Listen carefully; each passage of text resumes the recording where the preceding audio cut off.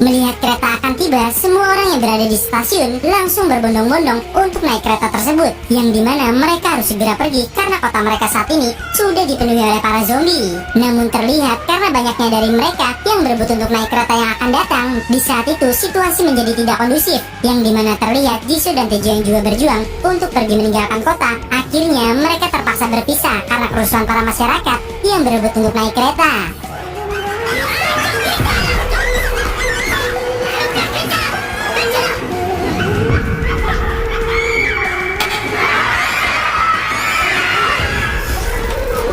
Namun gilanya pintu masuk kereta yang tak sanggup menahan tekanan mereka. Akhirnya kaca pintu stasiun pun hancur, hingga membuat para penumpang yang berada di baris depan harus terjatuh karena desakan ribuan manusia.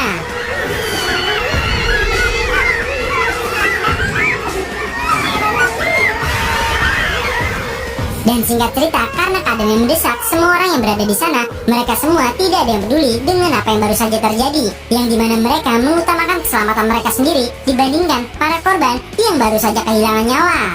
Dan terlihat Jisoo yang saat itu akhirnya berhasil mendapatkan tempat untuk bisa pergi meninggalkan kota. Di saat itu dia yang melihat ada seorang nenek dan cucunya yang tak mungkin bisa pergi bersama mereka. Akhirnya Jisoo yang tidak tega melihatnya, dia pun mengalah demi anak di hadapannya dan menemani nenek itu untuk menunggu kereta selanjutnya.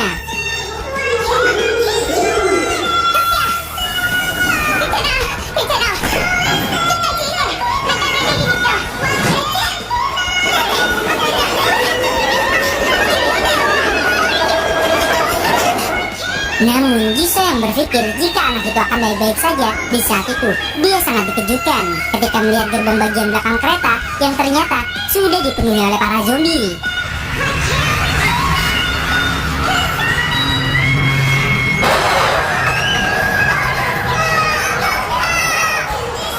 Dan tak lama Jisoo yang melihat ada jam arloji milik sahabatnya berada di atas rel kereta. Di saat itu dirinya semakin tidak bisa berkata-kata, sadar jika sahabatnya Taejo sudah menjadi korban dari insiden yang terjadi.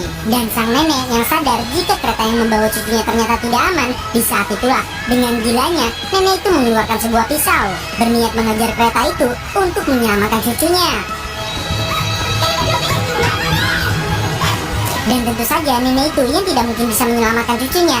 Akhirnya Jisoo yang tidak mungkin meninggalkan nenek itu, dia pun mencoba mengejarnya, yang padahal kereta selanjutnya akan segera tiba. Dan nantikan part selanjutnya ya guys, hanya di Snack Video yang selalu bikin weekend. Thank you.